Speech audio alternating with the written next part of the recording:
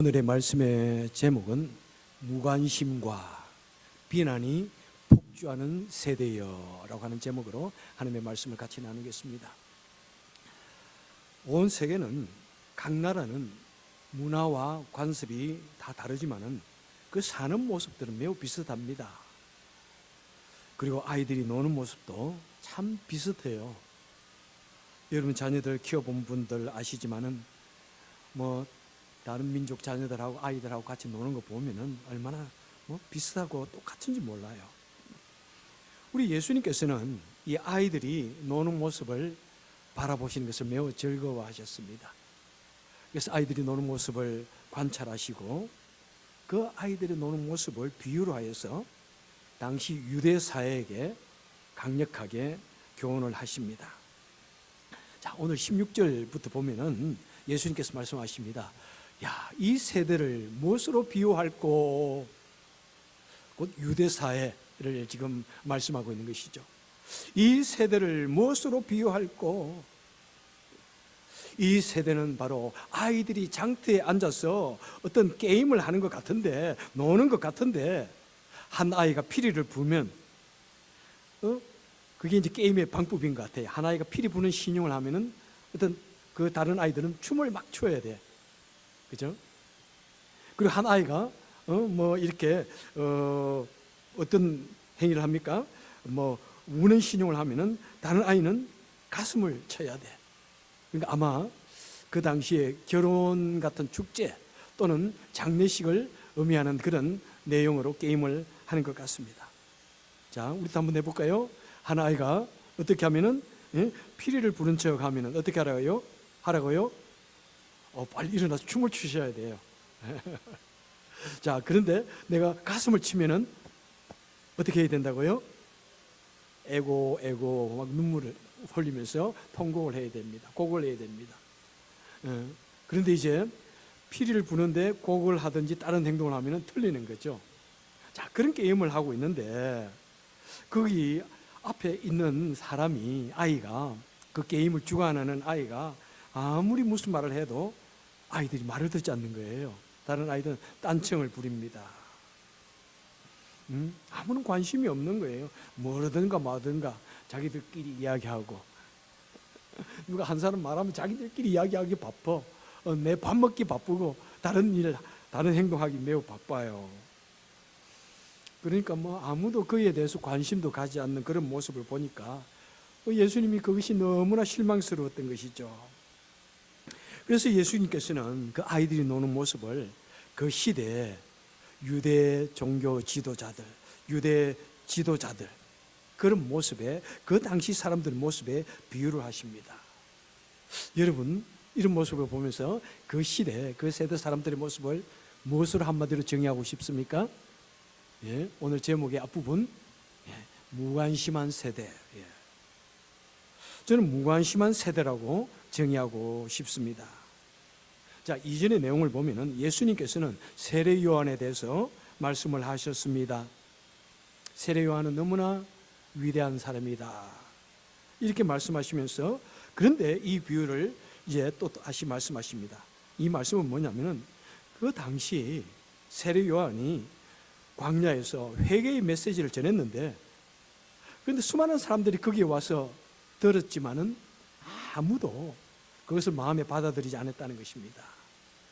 하나님의 말씀을 거부하고 무관심하고 냉담했다는 것입니다. 얼마나 세례 요한이 신랄하게 설교를 했습니까? 회개하라, 천국이 가깝느니라.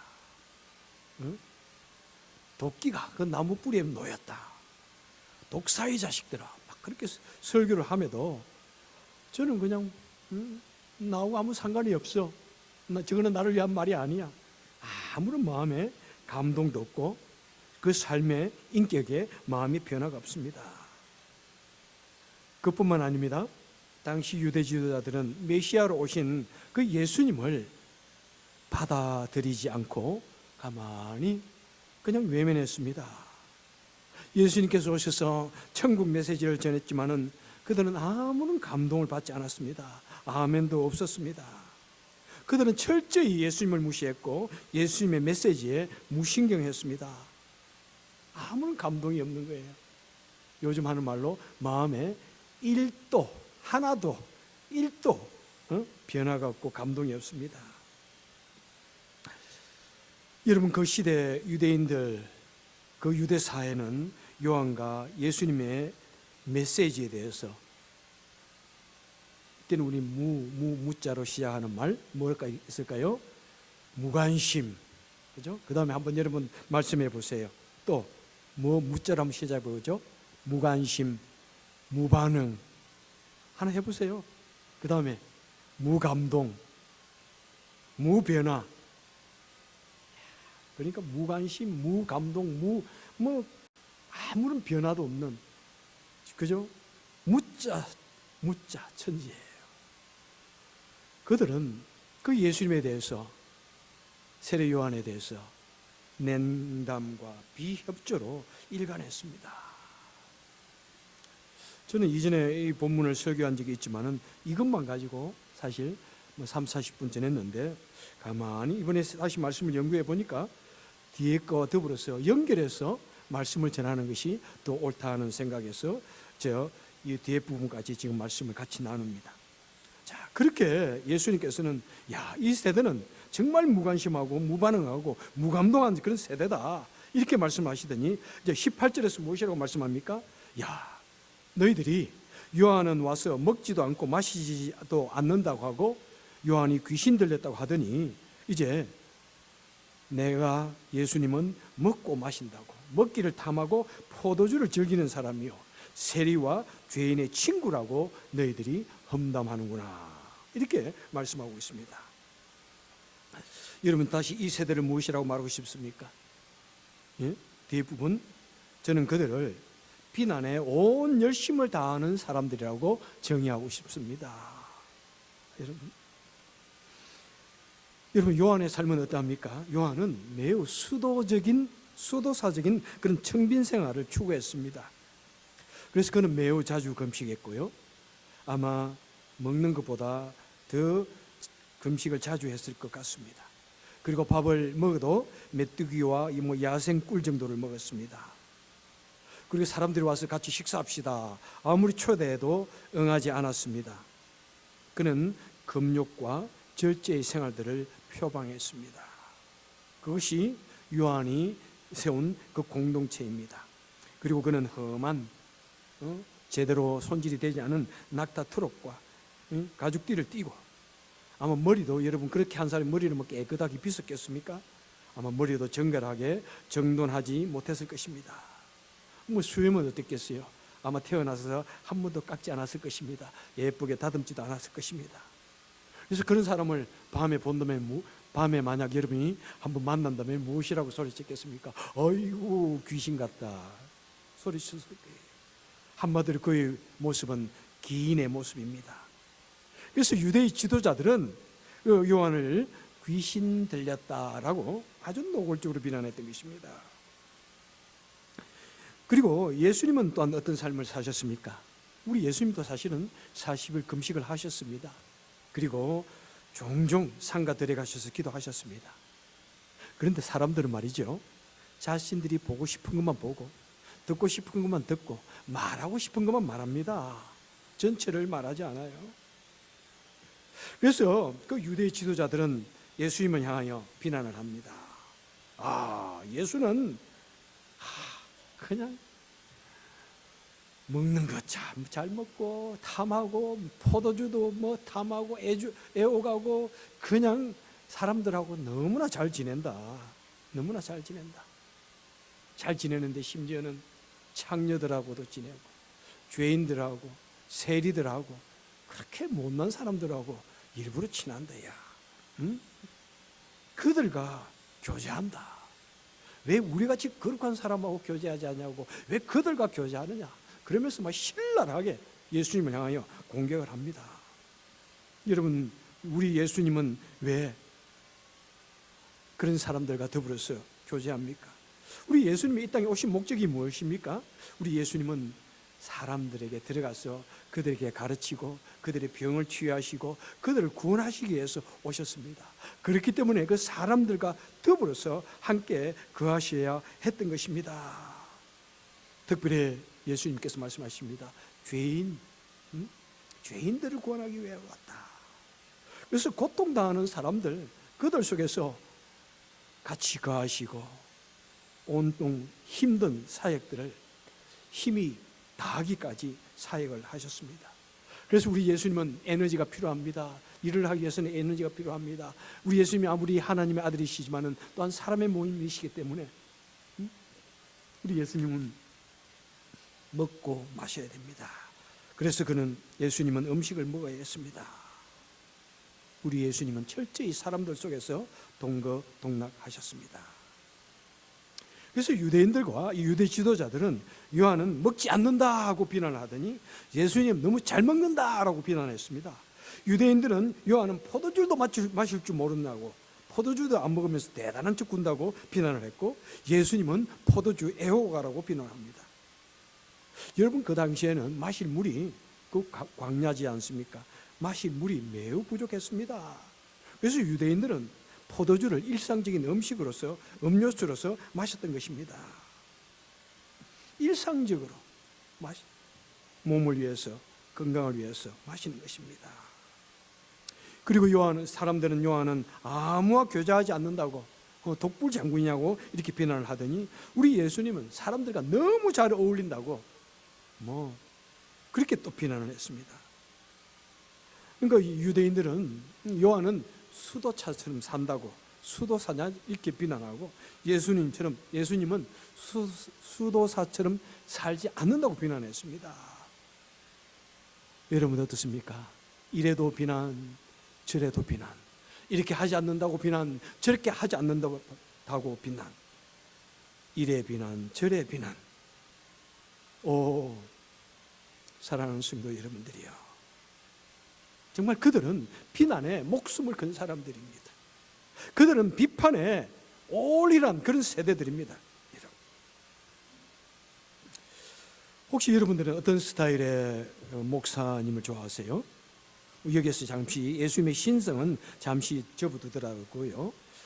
요한처럼 금식하고 수도하는 그런 목사님 좋아하십니까? 아니면 예수님처럼 일상생활을 하고 그냥 사람들 먹는 거 같이 먹고 하는 그런 사람이 좋습니까? 아마 우리 한국 분들은 좀 묘한 스타일을 좋아하지 않을까 생각합니다. 제가 최근에서도 그런 소리를 들었어요. 가장 수도사적인 그런 사람. 그런데 I bet 우리 미국 성도들은 아마 예수님 같은 그런 사람, 그런 목회자를 좋아하지 않을까, 저는 그렇게 생각해요. 누가 옳을까요? 아마 그것은 이 둘의 목표가 다르기 때문에 그럴 수밖에 없다는 사실을 알아야 됩니다. 누가 특별히 옳고 그러다를 우리는 흑백 논리를 해서 할 필요는 없습니다. 자, 요한은 어느 시대의 사람입니까? 구약 율법 시대 사람의 전형입니다. 요한은 주님의 오심을 예배하기 위해서 그는 참으로 수도사적인 깨끗한 마음, 깨끗한 몸을 위해서 수도사적인 그런 삶을 필요로 했습니다. 하지만 우리 예수님은 이 땅에 오셔서 사람들을 돕고 자유케 하시고 구원하시기 위해서, 사람들과 함께 거하시기 위해서 그런 일상적으로 사람들과 더불어서 똑같이 그런 일상적인 생활을 하시고, 그 사역을 위해서 에너지 공급을 받기 위해서 제대로 된 그런 식사들을 하셨던 것입니다. 여러분, 우리 기독교인들은 사실 이 두 가지를 참으로 균형 있게 잘 맞춰야 됩니다. 균형 있게 잘 실행해야 됩니다. 때로는 기도할 때가 있습니다. 금식기도 해야 할 때도 있고요. 열심히 산에 들어가서 또 산기도를 해야 할 때도 있습니다. 그런데 동시에요, 우리 기독교의 본질은 무엇입니까? 사람들 속에 같이 일하고 사람들을 돕고 사람들 향하여 나아가고, 그리고 무엇보다도 행동하는 그리스도인의 삶을 보여주는 것입니다. 그래서 교회는 산에 있지 아니하고 숲에 있지 아니하고 동네에 있는 것입니다. 기도원은 산속에 있지만은 교회는 동네 속에 있는 것입니다. 동네에서 우리 그리스도인들이 그런 삶을 살아야 할 것을 우리에게 말씀해 주는 것입니다. 자, 그렇게 말씀하시고 이제 25절에서 예수님께서 말씀하십니다. 자, 아버지여, 이것을 지혜롭고 설기 있는 자들에게는 숨기시고 어린아이에게 나타내심을 감사합니다. 그러니까 지금 이것도 또한 비유죠. 예수님은 어떤 어른들은 스스로를 매우 똑똑하다고, 자신이 지혜롭다고 생각하고 복음을 비판하고 복음을 받아들이지 않고 예수님을 받아들이지 않지만은, 비난만 하지만은 하는데 꼭 그들이 유대 지도자들이라는 것입니다. 꼭 그들이 불신자라는 사실입니다. 하나님을 받아들이지 않는 사람이라는 것입니다. 반면에 어떤 사람들은 아이처럼 아는 것도 없고 뭐 어리숙해 보이지만은, 그런데 그 순수한 마음이 겸손하게 예수님을 받아들이고 복음을 받아들인다는 것입니다. 꼭 그들이 누구냐면은 이방인들, 성경을 잘 알지 못하던 이방인들, 그리고 믿는 자들이 바로 어린아이처럼 복음을 받아들이는 사람들이라는 것입니다. 그리고 그것이 뭐 갑자기 된 것이 아니라 바로 그것이 하나님의 뜻이라고 말씀하고 있습니다. 그렇게 유대인들을 잠시 물러나게 하고 하나님을 믿지 못하게 함으로 말미암아 이방인들을 불러들이기 위한 하나님의 뜻이라는 것입니다. 여러분, 이렇게 우리 하나님의 뜻은 무엇입니까? 어리석고 겸손한 어린아이와 같은 자를 사랑하시고 구원하신다는 사실입니다. 아무것도 모르는 무지한 이방인들을 자녀 삼으시고 구원하신다는 것입니다. 여러분, 그래서 우리는 이 놀라운 특권을 누리는 거예요. 이 놀라운 축복을 누리는 거예요. 자, 그러면서 예수님께서는 이제 20절부터 24절까지 보면은 회개를 촉구합니다. 회개를 촉구하는데 또한 동시에 또한 비유로서 여러 도시의 이름이 등장합니다. 자, 고라시나 벳세다야, 이것은 어떤 곳이라고요? 여기 보니까 예수님께서 권능을 가장 많이 행했던 유대 땅입니다. 그들은 예수님이 행하던 기적을 보았습니다. 능력을 보았습니다. 하지만 그들은 그 능력을, 그 기적을 즐겼지만은 예수님의 말씀에 순종하지 않았고 죄악을 저질렀고 그리고 결코 회개하지 않았다는 것입니다. 그리고 이제 이방 나라 두로와 시돈이 있습니다. 그리고 타락과 심판의 도시의 상징적인 도시 소돔이 있는데, 오히려 그 유대인들이 소돔 땅보다도, 소돔 사람들보다도 더 완악하고 더 회개하지 않는다는 것입니다. 여러분, 얼마나 참 무슨 말입니까? 유대인들은 스스로를 하나님의 백성이라고 자고하였지만은, 하지만은 결코 하나님의 아들 예수 그리스도, 메시아로 오신 그 예수 그리스도를 받아들이지 않았고 그 복음을 받아들이지 않았고 회개하지 않았고, 그리고 결국에는 무서운 멸망으로 갈 수밖에 없었다는 것입니다. 저는 이 말씀을 준비하면서 참 위로가 되게 되었어요. 그리고 어떤 매우 큰 두려움도 느꼈습니다. 저는 예수님 당시 사람들의 모습은 정말 이 무관심과 비난이 춤추는, 그죠? 무감동과 비평이 폭주하는 그런 시대인 것을 이렇게 보았는데, 그런데 우리 현대인들 어떻습니까? 저는 우리 현대인들만 그렇게 타인에게 무관심한 줄 알았어요. 우리 현대인들만 철저히 이기주의자가 되어가지고 타인에게 전혀 무슨 말을 해도 듣지 아니하고 그냥 내 말만 하는 그런 줄 알았는데 그렇지 않다는 거예요. 예수님 당시 그랬다니까요. 응?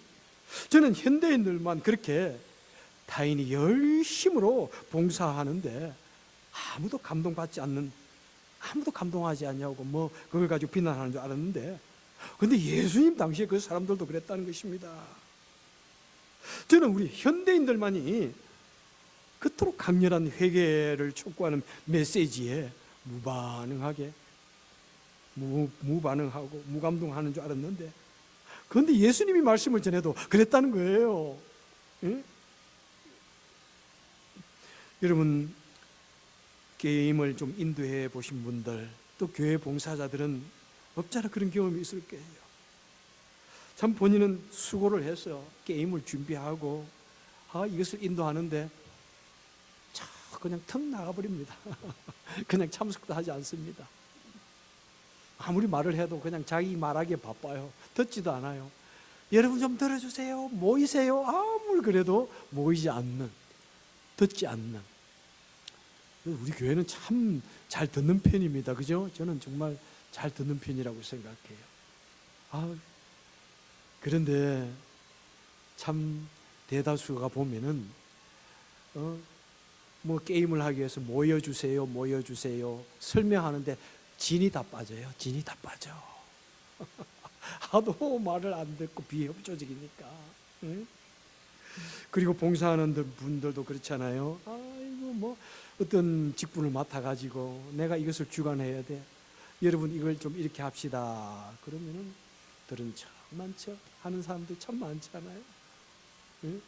열심히 봉사하면은 또 뒤에서 그걸 가지고 꿍짝꿍짝 꿍딱꿍딱 말하기도 하고. 응? 잘했다 못했다 뭐 말하기도 하고. 아무리 말해도 별로 관심을 두지 않는 그런 세대. 예? 그런데 그런 거 당할 때 너무 힘들어하지 말라는 거예요. 왜? 예수님 당시도 그랬다니까요. 예수님 이해하셔도 그랬다니까요. 저는 사실 뭐 우리 한국인들 보면은 참 비난에 강한 민족이다 이런 생각이 들어요. 그죠? 여러분 그렇게 같이 동감하시나요? 일본 사람들은 거의 뭐 어떤 비난이 없답니다. 그리고 참 미국에 와서 많은 이것을 읽어도 그렇게 한국처럼 비난이 막 많지는 않은 것 같아. 참 좀 건설적으로는 하지만은 물론 저는 한국인이기 때문에 제가 이런 말 하는 거예요. 한국을 비하해서 하는 소리 아닙니다. 예? 우리 한국인들만 비난에 박사인 줄 알았는데 유대인들도 그렇다니까 얼마나 좀 안심이 되는지. 예? 예. 여러분 한국의 유명한 정치가들, 연예인들, 종사자들, 참 이 비난이 어떻게 비난을 먹고 살아갈까? 그런 비난을 들으면서 어떻게 이겨낼까? 저렇게 비난을 받고 사방에서 공격을 해도 대단하다. 저런 사람이 목사가 됐으면 좋겠다 하는 생각이 들어요. 정말 대단하다. 얼마나 그 상처가 될까? 물론 그 상처 때문에 자살하는, 지난번에도 말씀했지만 최지실 같은 사람은 정말 아무런 잘못을 한 적도 없는데 그냥 단순한 그 비난에 그냥 생명을 그냥 끊어버리는, 얼마나 괴로웠으면 그럴까요, 여러분? 우리는 장난으로 재미로 그냥 밥 반찬 삼아서 말하지만은 그것은 사람을 죽일 수 있는 무슨 비난이 될 수 있다는 사실 여러분 하시길 바랍니다. 정말 그 가운데서도 꿋꿋하게 정치를 해내고 또 자신의 길을 가는 연예인들, 또 우리 기독교 여러 지도자들을 보면서 난 그런 것을 보면 저런 사람이 한 사람만 우리 교회에 있으면 나는 못해 이런 생각이 들어요. 저는 너무 마음이 약해요. 정말이에요. 한 사람만 누가 막 이러면은 나는 아마 그냥 도망갈지도 몰라요. 그러지 마세요, 여러분. 아직도 정말 그런 분이 없어서 저는 얼마나 감사한지 매일 감사해요, 여러분. 우리 아내한테 물어보세요. 매일 감사 기도밖에 드릴 게 없어. 나는 마음이 약하고. 그러니까 역시 좋은 성도님들 보내주시는구나. 저번에 지난주 돌아가신 신호철 목사님하고 나랑 전화를 하면은 서로 그래요. 내가 못 왔으니까 우리 하나님께서 좋은 성도님들 보내줘가지고 얼마나 행복한지 몰라. 그러면 나는 더 행복해. 내가 더 행복해. 내가 더 행복해. 막 이러면서 서로 다투고 그랬다니까요. 여러분 우리 정말 이 시대를 한번 돌아보십시오. 우리 현대인들 얼마나 복음에 대해서 무섭게 비난을 하는지. 막 그걸 보면 나는 그걸 읽기만 해도 가슴이 막 칼이 들어오는 느낌이에요. 우리 예수님의 복음을 이토록 난도질하는 그 세대 보면서 얼마나 우리 주님 괴로우실까. 정말 괴로워. 안티 크리스천들이 반기독교인들, 여러분 인터넷에 들어가면 그런 거 읽을 필요 없어요, 여러분. 저는 읽어야 됩니다. 왜? 그 사람 말들도 저는 들어야 되니까. 어떻게 하면은 나도 잘못할 수 있으니까 듣고 조금 잘못 나가는 길을 땡겨 와야 되니까. 그래서 저는 열심히 읽습니다. 예? 때로는 우리 교회 목사님들도 어떤 분들은 뭐 다른 목사님 설교를 막 비난을 하고 난도질을 하고 해부를 해가지고 막 올려놓잖아요. 저는 그거 다 읽습니다. 읽고 그렇구나 이렇게 생각할 수 있구나. 내가 자칫 잘못 한쪽으로 나가면 나도 이렇게 될 수 있구나. 그래서 저는 열심히 읽고 있습니다. 그래서 그런 일을 하는 사람들은 얼마나 많은 공격을 받는지 몰라요. 네? 이번에도 그 미시간에 가가지고 그 일을 전문적으로 하는 목사님을 제가 만났어요. 목사님, 왜 이렇게 힘든 사역을 하십니까? 저는 목사님 아티클 다 읽었습니다. 얼마나 참 그런 일도 힘들고 우리가 바르게 사는 것도 너무 힘든 것 같아요. 여러분, 그런 사람이 말이 들려올 때 귀를 기울인 자세도 저는 너무나 중요하다고 생각합니다. 여러분, 현대인들이 얼마나 학문이 발달했습니까? 얼마나 논리적입니까? 얼마나 과학적인 이야기로만, 사고로만 해결을 하려고 합니까? 그래서 우리 기독교의 복음을 난도질을 합니다. 비난을 합니다. 예수쟁이가 어떻고, 한 사람만 말 삐끗하면은 주로 큰 교회 목사들이죠. 그러니까 저 같은 작은 교회 목사는 아무런 그런 난도질 당할 일이 없으니까 얼마나 감사한지. 강인국이라는 사람이 이 작은 동네에서 목회를 하는 것도 모를 건데 그죠? 그런데 큰 교회 목사들은 얼마나 난도질을 당하는지 설교를 하면 그 설교를 다 해부를 합니다. 뭐가 잘못됐고 이 한마디 한 것 가지고 그냥 어떤 때는 그냥 이단의 올무로 씌워버리기도 하고. 그런데 저는 또 그런 말에 귀를 기울여요. 그런 말 하는 사람들이 바른 말을 할 때가 참 많아요. 내가 생각하지 못했던 거 말할 때도 참 많아요. 예? 이렇게 복음을 난도질하는 그런 세대에 살아가고 있습니다. 교회가 조금만 잘못하면 얼마나 세상 사람들부터 손깍지를 당하는 그런 세대를 살아가고 있는지요.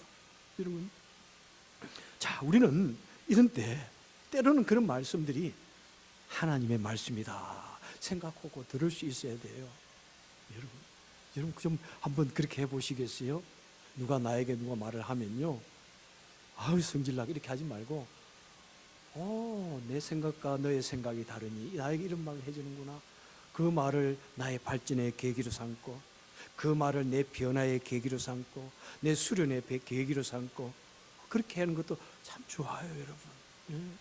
사람은 생각이 다르기 때문에 다른 사람 말을 잘 들어보세요. 그런데요, 우리는 남의 하는 일 가지고는 비난해서는 안 된다는 것입니다.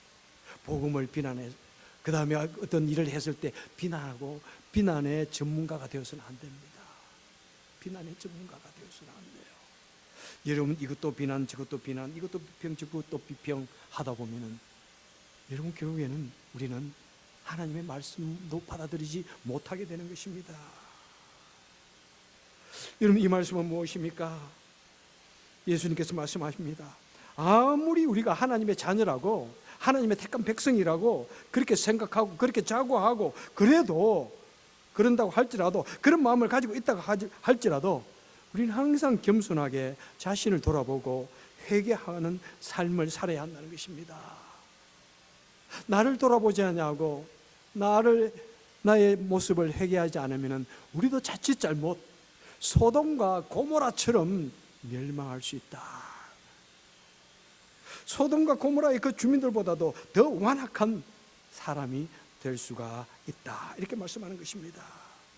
사랑하는 성도 여러분들이요, 이 무서운 이 메시지, 2000년 전 예수님께서 그 유대 사회를 향하여 주셨던 이 메시지, 이 회개를 촉구하는 메시지, 소돔과 고모라보다도 더 악하다고 말씀하는 이 메시지, 한번 내 자신의 마음에 한번 담아두고 내 자신을 돌아보는 시간 될 수 있기를 바랍니다.